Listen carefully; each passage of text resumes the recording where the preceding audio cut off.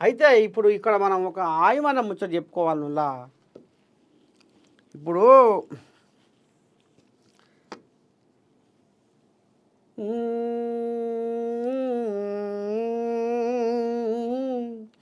ఎంత పని చేస్తేవే పైసా, ఎంత పని చేస్తేవే పైసా, ఈ పైసా మీద మన్ను వయ్యా. పైసా ఎంత పని చేసేవే నువ్వు పైసా అంటే పానవసంటి చుట్టాన్ని పగ చేస్తా అనేది ఇది పెద్దల మాట. ఇప్పుడు ఏమి నడుస్తుందయ్యా ట్రెండు అంటే అధికారం, పెత్తనం. నాకు అధికారం కావాలి. ఎట్లయితే నాకు అధికారం చేతిలోకి వస్తుంది, ఏ రకంగా అయితే నాకు పెత్తనము నా చేతిలో ఉంటుంది, దానికోసం ఏమైనా చేస్తా, ఎంతవరకైనా పురస్తే అనేది ఇప్పుడు బాగా నాటుకొని పోయింది.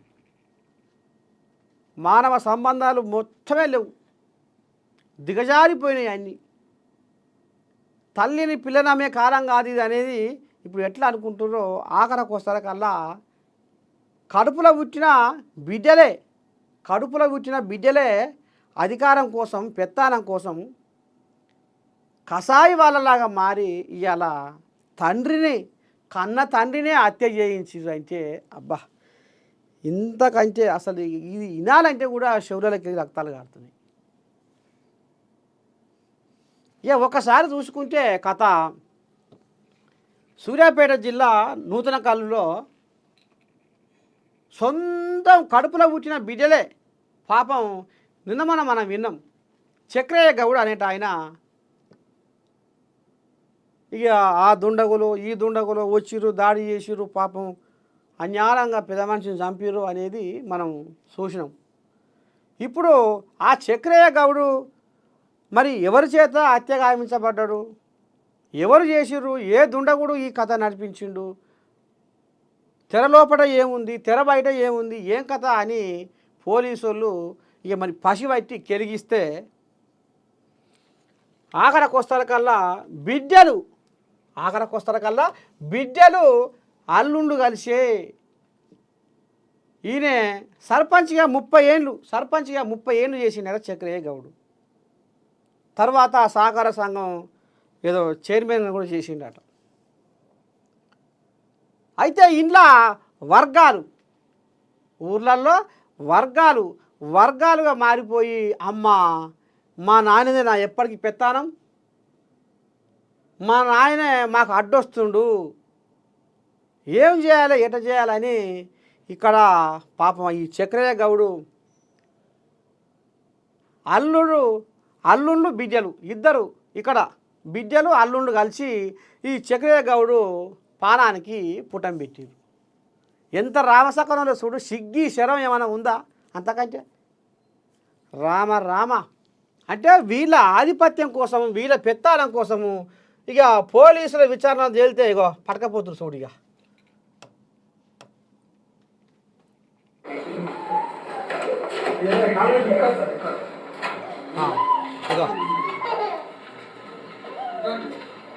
ఇగో ఇది కథ. ఈ రకంగా రోజుకు దానవత్వం పెరిగిపోతుంది, మానవత్వం మంట కలిసిపోతుంది. అసలు లేదు, ఒక రక్త సంబంధము అనే ఒక గౌరవం లేదు, ఒక రక్త సంబంధము అనే ఒక దాన్ని ఏమంటారు, ఒక మర్యాద లేదు, ఒక గౌరవం లేదు అనేది. ఇవాళ రక్త సంబంధం అనేది కూడా వాళ్ళకు ఎవడో గోషిగాడు అన్న కాడికి వస్తుంది కథ. ఇగో గిది. అయితే ఇంట్లో మరి పోలీస్ సారు ఏమంటాడు, ఎట్టట సంగతి ఏంది ఏం కథ అనేది ఇప్పుడు ఆయన నోటనే మనం విందాము. వచ్చిండు పెద్ద మనిషి కూడా లైన్లోకి వచ్చిండు.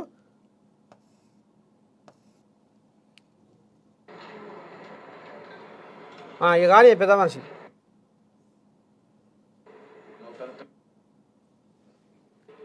చాలా కఠినంగా తీసుకోవడం జరిగింది. ఒక్కసారి గేమ్స్ చూద్దాం. 4:30 నుంచి 5 గంటల ప్రాంతంలో ఆ విలేజ్ ఎల్డర్గా ఉన్నటువంటి మెంచు చక్రయ్య గౌడ్ అనేటువంటి పెద్ద మనిషిని అదే గ్రామానికి చెందినటువంటి దుండగులు అతి కిరాతకంగా దాడి చేసి పాశవికంగా హత్య చేయడం జరిగింది. దీనికి సంబంధించి సూర్యాపేట జిల్లా పోలీసు యంత్రాంగం చాలా కఠినంగా తీసుకోవడం జరిగింది. దీనికి సంబంధించి మల్టిపుల్ టీమ్స్ని ఆపరేషన్ కోసం చేయడం జరిగింది. ఈ సందర్భంగా ఈరోజు మనకు తుంగతుర్తి పరిధిలో మార్నింగ్ అవర్స్ 6:30 ప్రాంతంలో మనం వెహికల్ చెకింగ్ చేస్తూ ఉంటే ఈరోజు ఈ అఫెన్స్లో ఈ మెంచు చక్రయ్య గౌడ్ హత్యలో ప్రత్యక్షంగా పాల్గొన్నటువంటి ఒక వ్యక్తిని, అదేవిధంగా ఇతని హత్యకు కుట్ర పన్నినటువంటి వాళ్ళ కుటుంబ సభ్యులు, సొంత కుటుంబ సభ్యులైనటువంటి అల్లుడు కనకటి వెంకన్న అలియాస్ వెంకటేశ్వర్లు, వాళ్ళ భార్య, అదేవిధంగా ఇతర అక్యూజులందరినీ ఒక 13 మంది అక్యూజులని ఈ వెహికల్ చెకింగ్లో పట్టుకోవడం జరిగింది. వీళ్ళని డీటెయిల్గా మనం ఎగ్జామిన్ చేస్తే వాళ్ళందరూ కూడా వాలంటరీగా మెంచు చక్రయ్య గౌడ్ యొక్క హత్యకి పన్నిన కుట్ర విధానం వాళ్ళు తెలియజేయడం జరిగింది. దీన్ని మనం సిస్టమేటిక్గా ఇన్వెస్టిగేషన్లో డెవలప్ చేయడం జరిగింది. దీనికి ప్రధానంగా మనం కేసు ఈ నేరస్తులు ఈ మెంచు చక్రయ్య గౌడ్ని ఒక కుట్ర ప్రకారం, పథకం ప్రకారం హత్య చేయాలని ప్లాను గత కొన్ని రోజులుగా వాళ్ళు వేసుకున్నట్లు, ప్రధానంగా ఈ నెల 13వ తారీఖు మార్చి 13వ తారీఖు విలేజ్లో ఉన్నటువంటి బొడ్రాయి ఉత్సవాలలో ఇతన్ని ఆ రోజు అందరూ ఒక దగ్గర గుమ్మిగూడి, ఆ విలేజ్ ఏరియాలో గుమ్మిగూడి, సో మెంచు చక్రయ్య గౌడు మనకు ప్రతి పనిలో కూడా మన ఆధిపత్యానికి అడ్డు వస్తున్నాడు, ఇది సో ఇతన్ని ఎట్లయినా ఎలిమినేట్ చేసుకోవాలనేటువంటి పథకాన్ని అందరూ పన్నడం జరిగింది. సో ఇందులో చూస్తే మనం వివరాలకు వెళ్తే నూతన్కల్ మండలం మిర్యాల గ్రామానికి చెందినటువంటి చక్రయ్య గౌడ్ గత 30-40 సంవత్సరాల నుంచి రాజకీయాల్లో పెద్ద మనిషిగా, విలేజ్ పెద్దగా చలామణి అవుతూ గ్రామ సర్పంచ్గా పనిచేసి, ఆ తర్వాత తన కూతుర్ని కూడా గ్రామ సర్పంచ్ చేసి, తన సొంత అల్లుడు 3వ అల్లుడైనటువంటి కనకటి వెంకటేశ్వర్లు పిఏసిఎస్ చైర్మన్ కావడంలో కూడా ఆయన సహాయ సహకారాలు ఉంటూ, సో అందరూ ఒక కుటుంబ సభ్యులుగానే ఉంటూ వస్తున్నారు.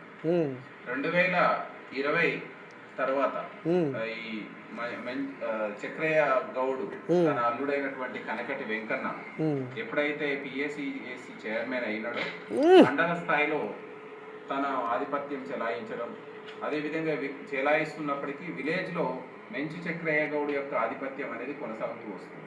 అంతే కదా. ఈ మెంచు చక్రయ్య గౌడ్ యొక్క ఆధిపత్యము సహించలేనటువంటి సొంత అల్లుడు, కూతురు వీళ్ళందరూ అతనికి వ్యతిరేకంగా ఒక వర్గంగా ఏర్పడి కొంతమందిని ఏర్పాటు చేసుకొని ఒక గ్రూపుగా ఆధిపత్యం కోసం ఈ విధమైనటువంటి ఒక వాళ్ళ మధ్యలో మనస్పర్ధలు అనేవి కొనసాగుతూ ఉన్నాయి. అయితే 2023లో ఎప్పుడైతే ఇంకో ఇది కథ మొత్తానికి అంటే ఇప్పుడు దీన్ని బట్టి ఏం అర్థమైంది, ఆయనే సర్పంచ్గా చేసిండు, నాతో పాటు కూడా నా బిడ్డ నా అల్లుడు ఎదగాలి, రాజకీయంగా ఎదగాలి, ఆర్థికంగా ఎదగాలి అని పడ్డ వాళ్ళకు చేదోడు వాదోడుగా ఉండి ఓ కొలిక్కి తీసుకొచ్చినాక ఆయన మండల స్థాయిలో అల్లుడిని లీడర్ని చేసినాక ఆఖరకు వస్తారు కల్లా ఏమైంది అంటే మిర్యాల అనే ఊరిలో మా మామ పెత్తారం ఆయన మాట అసలు చెల్లకుండా చెయ్యాలి, నాదే అంటే ఈ జనాలకు నా మాటే వేదం కావాలి. మరి ఎట్లా చేయాలి? మరి 30 ఏళ్ళు రాజకీయం చేసినోడా, అనుభవశాలి, కరువు కాలం చూసినోడా, ఇక నా సొంటోళ్ళు మీ సొంటోళ్ళు ఊకుంటారా, శకరన్న ఎట చేద్దామే ఈ పంచాది, శకరన్నకి ఏ వారం మరి ఎట చేస్తావే అని పోతారు. అయితే ఇప్పుడు ఇది వాళ్లకు అల్లునికి బీజకు మింగుడు పడకుండా అయిపోయింది. ఇక వీళ్ళు పక్కంగా ఓ గుంపును కట్టి ఇక ఏ గుంపును కట్టినా మరి ఆయన పెద్ద మనిషి, కరువు కాలం చూసిన పెద్ద మనిషి కాబట్టి, అనుభవం ఉన్న పెద్ద మనిషి కాబట్టి ఆయననే ఈయన ధీటుగా ఎదుర్కోలేకపోతున్నాడు. లోపలంగా ఎన్ని కుట్రలు చేసినా మరి ఎట్లా చేయాలి? జనాలు చక్రయ్యను ఎట్లా మర్చిపోవాలి అంటే ఈయనని పుటం పెడితేనే మర్చిపోతారు.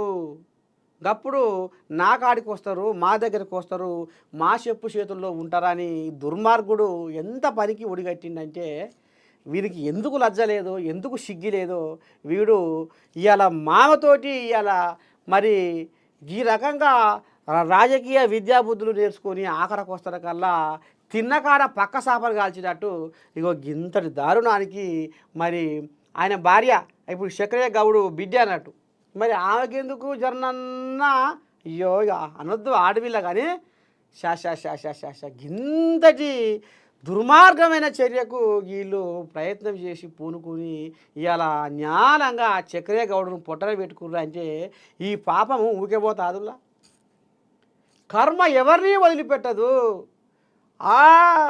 వానికి నోట్లే ముక్కుల మూతిలో పురుగులు పడి జిబ జిబ జిబ జిబ అని పురుగులు పడి వస్తాడు ఎవడైతే హత్య చేయించిండో. కర్మ ఎవరిని వదిలిపెట్టదు.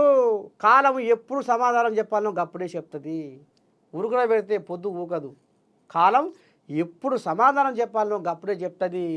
ఈ దుర్మార్గుడు ఏదైతే కుట్ర రాజకీయం చేసి అన్యాయంగా పెద్ద మనిషిని పొట్టన పెట్టుకుండో ఎప్పుడో ఒకసారి పాపం పంతది. దానికి రెట్టింపుగా ఆయన ఖచ్చితంగా అనుభవించవలసి వస్తుంది. విధి ఊకోదు. గంపంత కన్ను పెట్టుకొని ప్రకృతి చూస్తూ ఉన్నది. ఇది మానవ సంబంధాలు, రక్త సంబంధాలు ఏడ ఉన్నాయి, ఎక్కడ ఉన్నాయి? సరే ఇక ఇంతటితోటి మన మార్నింగ్ న్యూస్ విత్ నర్సే తాత మరి పొద్దుగాటి ముచ్చట్లకు ఇవి మరి సెలవు చెప్తున్నా.